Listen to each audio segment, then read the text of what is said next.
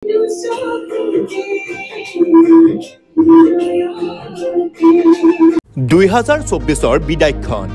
ইংৰাজী নৱবৰ্ষ 2025 প্ৰাক্ষণত অসমবাসী ৰাইজলৈ কণ্ঠশিল্পী ববিতা পাঠকৰ বিশেষ উপহাৰ 30 ডিচেম্বৰ সন্ধিয়া 5 বজাত গুৱাহাটী মহানগৰীৰ ৰাজগড়স্থিত ভেস্কো কেয়াৰ ক্লিনিকত শুভমুক্তি দিয়া হয় এটি ধুনীয়া আধুনিক গীত ৰাতি ৰাতি সপোনতে গীতটি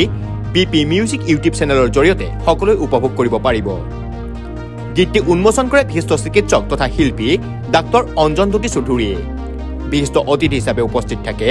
জনপ্ৰিয় সংগীত পৰিচালক অজয় ফুকন আৰু আৰজে তথা সাংস্কৃতিক কৰ্মী মেঘা বৰুৱা লগতে অনুষ্ঠানত উপস্থিত থাকে বিশিষ্ট চিকিৎসক ডাক্তৰ অৰূপজ্যোতি কৰ্মকাৰ ৰাতি ৰাতি সপোনতে গীতটিত এক নিভাজ প্ৰেমৰ ছবি স্পষ্টকৈ প্ৰকাশ পাইছে উল্লেখযোগ্য যে গীতটিৰ ৰচনা হৈছিল 90 দশকত গীতটি ৰেকৰ্ডিং কৰা হ'ল 2024ত প্ৰায় 30 বছৰীয়া এটি গীতটি সুন্দৰকৈ কণ্ঠ নিগৰাইছে কণ্ঠশিল্পী ববিতা পাঠকে সেই সময়ৰ এক মিঠা আমেজ দিবলৈ চেষ্টা কৰিছে গীতটিৰ সমূহ শিল্পী কলাকুশলীয়ে এগৰাকী নাৰীৰ ব্যথাভৰা জীৱনৰ কাহিনীৰো বহু কথাই সুন্দৰকৈ দাঙি ধৰিছে পৰিচালকে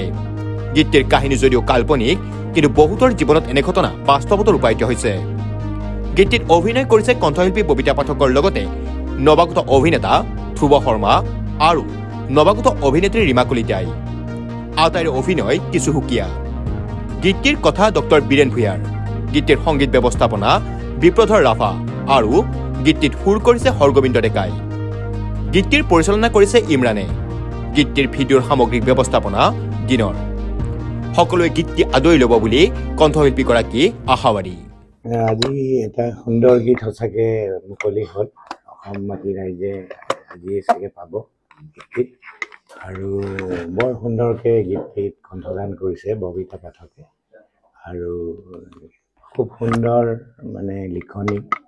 গায়কী সুৰ আৰু সংগীত সজ্জা গোটেইকেইটাই মানে আমাৰ অন্তৰ চুই গৈছে গতিকে আমাক নিৰ্মল প্ৰভা বাইদেৱে কৈছিল যে গানে সদায় হৃদয় চুই যাব লাগে গতিকে মোৰ দৃঢ় বিশ্বাস এই গানটোৱে যিহেতু আমাৰ সকলোৰে ইয়াত উপস্থিত থকা সকলোৰে হৃদয় চুই গৈছে গতিকে এইটো অসমবাসী ৰাইজে আঁকোৱালি ল'ব আৰু ইয়াৰ যিটো দৃশ্যসজ্জা দৃশ্যশ্ৰব্য মাধ্যমত যিসকলে মানে অভিনয় কৰিছে বা যিটো তেওঁলোকে চীনত তেওঁলোকে দৃশ্যশ্ৰব্য সঁফুৰাটো প্ৰস্তুত কৰি উলিয়াইছে খুব সুন্দৰ হৈছে আৰু অভিনয়ো তেওঁলোকে ভাল কৰিছে আৰু অৰ্থবহ এটা মানে দৃশ্যশ্ৰব্য সঁফুৰা গতিকে মই দৃঢ়তাৰে ক'ব পাৰোঁ যে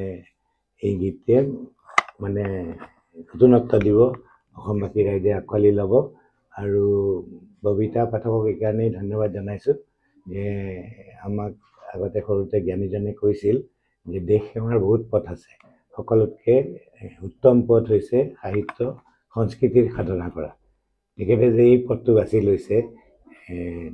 এইটো কাৰণে আমি তেখেতক ধন্যবাদ জনাইছোঁ আমি তেখেতৰ ওচৰত কৃতজ্ঞ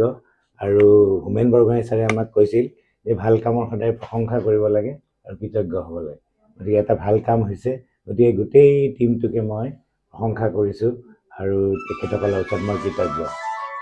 গীতটি আচলতে 1990 দশকৰে গানটো ডক্টৰ বীৰেন ভূঞা ছাৰে লিখিছিলে গানটো তাৰপিছতে 1994 চনত হৰগোবিন্দ ডেকা ছাৰে সুৰ কৰিছিলে আৰু গানটো আমাৰ স্বনামধন্য শিল্পী মিনতী বাইদেউ ডক্টৰ মিনতী চৌধুৰী আৰু হৰগোবিন্দ ডেকা ছাৰৰ কণ্ঠত মানে যথেষ্ট সমাদৃত মই গানটো 1994 চনতেই শিকিছিলোঁ হৰগোবিন্দ ডেকা ছাৰৰ পৰা তেতিয়াৰ পৰা মোৰ মানে গানটোৰ কথাখিনি গানৰ সুৰে মানে মোৰ একদম মন চুই গৈছিল মোৰ তেতিয়াৰ পৰা আছিলে যে মই গানটো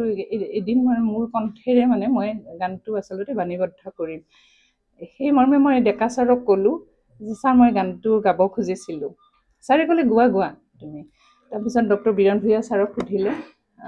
ছাৰেও ক'লে যে নহয় গাওক এনেকৈ গানটো গালে মই ভালেই পাম এনেকৈ তাৰপিছত আৰু মানে একদম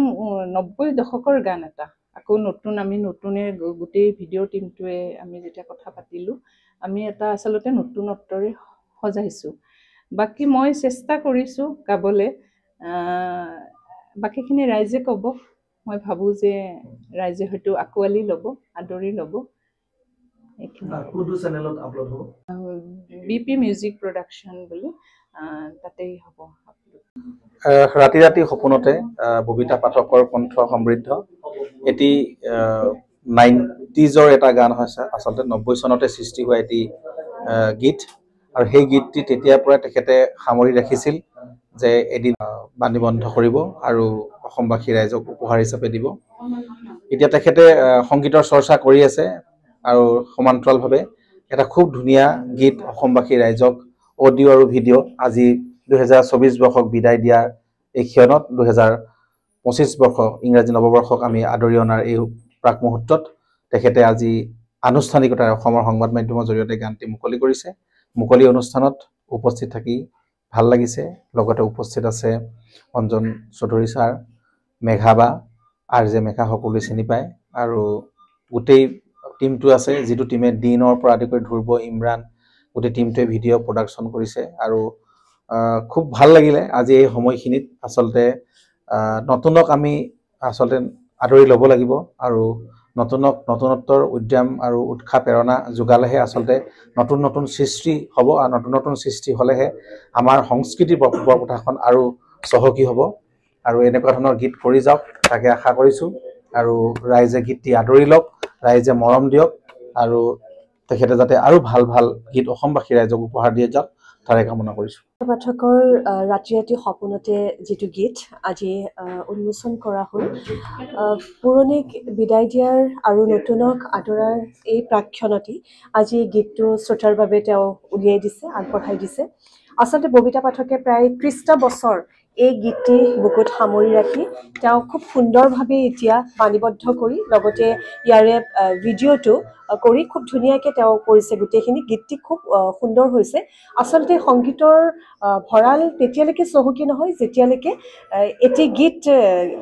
শ্ৰোতাৰ হৃদয় চুব নোৱাৰে। যেতিয়া এটা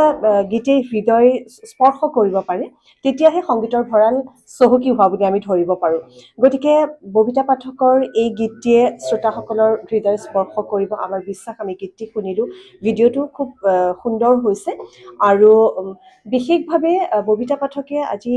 ইমান বছৰে এই গীতটি শিকি লৈ তেওঁ বুকুত সামৰি পুনৰ তেওঁ